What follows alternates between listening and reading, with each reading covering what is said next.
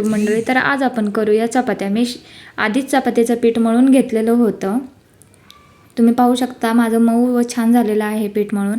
आता मी तुम्हाला चपात्या दाखवते कशा करायच्या.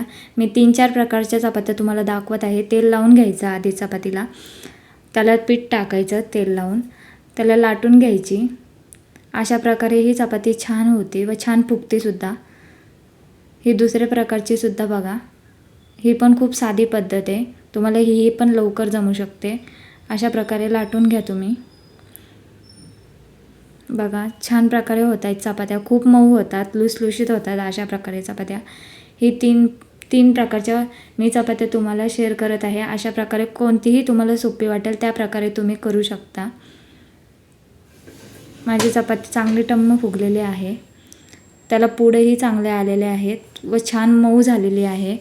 तुम्हीही नक्की ट्राय करा व माझ्या चॅनलला लाईक, सबस्क्राईब अँड फॉलो करा. थँक्यू.